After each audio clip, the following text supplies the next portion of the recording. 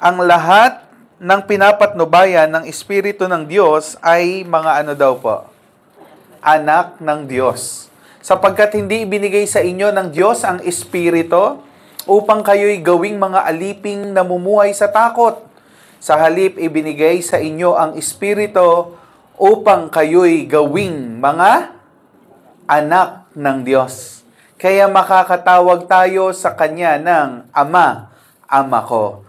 Purihin po ang Panginoon dahil sa Kanyang mga salita, tunay na hindi na tayo kagaya ng dati. Amen. Na kung saan namumuhay sa takot at salamat sa ating Ama dahil sa Kanya po naiibsa ng mga pangamba. Amen. Isa lang ang naibsa ng pangamba. Amen. 15 na? 20 na, Pastor? Amen po? Sagot ka ni Lord, bakit? Siya ang ating Ama. Ama na hindi nagpapabaya, Ama na hindi nangiiwan. Kaya salamat. Imagine, October na po. Hanggang ngayon pa ba nag-worry ka pa? Ika-10 na ng buwan ng 2024. Ang dami mo ng mga nalampasan.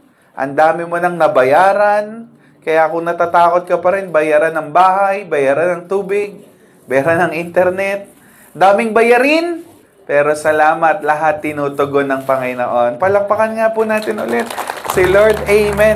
Kaya paalala po kanina, na unahin lang natin ang Kanyang kaharian at ang Kanyang kalooban sa ating buhay at lahat na lang idadagdag po niya. Worry no more. Have faith sa Panginoon. Amen po?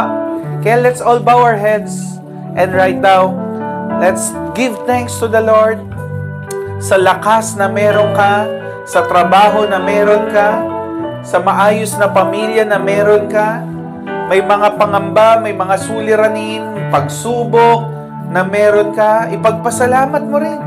Pagkat tumitibay tayo sa pamamagitan nito. Hallelujah. Father, we thank you for all you've done in our lives. Marami bang mga trials, maraming pagsubok, pangangailangan, but still, lahat provided, Panginoon. Salamat, Panginoon, na hindi ka nagkukulang. Tapat ka kahit kailan.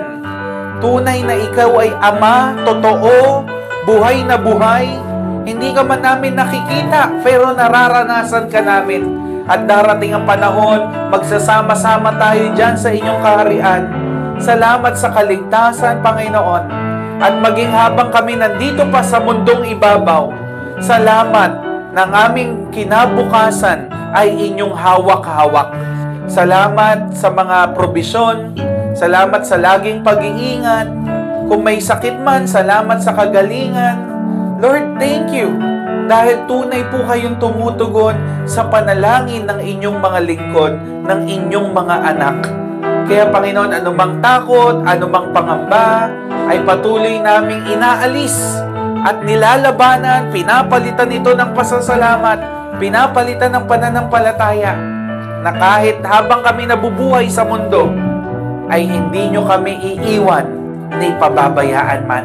Kayo po ang malugod, Panginoon, as we give you praise, offering of praise, in Jesus' name, amen and amen.